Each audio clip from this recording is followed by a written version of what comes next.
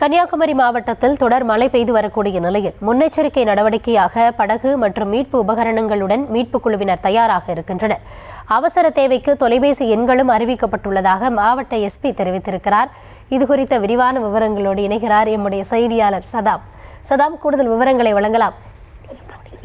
அதாவது குமரி மாவட்டத்தில் கனமழை எதிரொலியின் காரணமாக குமரி மாவட்ட காவல்துறை சார்பில் மீட்பு உபகரணங்களுடன் தயார் நிலையில் காவல்துறையினர் தற்போது இருந்துள்ளனர். ஏதேனும் அவசர உதவி தேவைப்பட்டால் உடனடியாக அதற்கான தொலைபேசி எண்ணும் தெரியப்படுத்த உள்ளது. இதனை குமரி மாவட்ட காவல் கண்காணிப்பாளர் தெரிவித்துள்ளார். இன்று 11 மாவட்டங்களுக்கு மழை பெய்யக்கூடும் என வானிலை ஆய்வு மையம் தெரிவித்துள்ளது.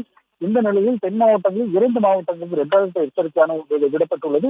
கன்னியாகுமரி மாவட்டத்திற்கு ஆரஞ்சு நிற எச்சரிக்கை விடப்பட்டுள்ளது. இந்த நிலையில் கடந்த சில தினங்களாக கன்னியாகுமரி மாவட்டத்தில் மழையானது கொட்டி தீர்த்து வரும் நிலையில் இன்றைய தினம் ஆரஞ்சு நிற எச்சரிக்கை விடுக்கப்பட்டிருந்தது. இன்று காலை முதலே மழையானது தற்போது வரை பெய்து வருகிறது. இந்த மழையின் காரணமாக பொதுமக்களின் வாழ்க்கையானது பெரும் பாதிப்புக்கு உள்ளாகியுள்ளது.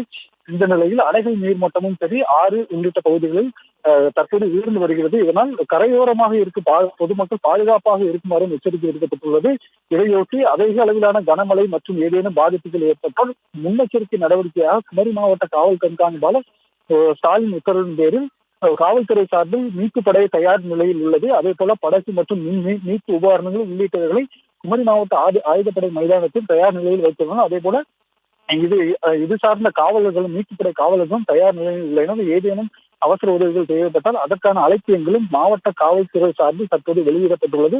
மேலும் சுற்றுலா பயணிகள் சுற்றுலா தலங்களுக்கு செல்ல வேண்டாம் எனவும் மாவட்ட காவல் கண்காணிப்பாளர் அறிவித்துள்ளார். தொடர்ந்து பெய்து இந்த மழையின் காரணமாக பொதுமக்களின் வாழ்க்கை அன்றாட வாழ்க்கை தற்போது பாதிப்புக்குள்ளாகிறது.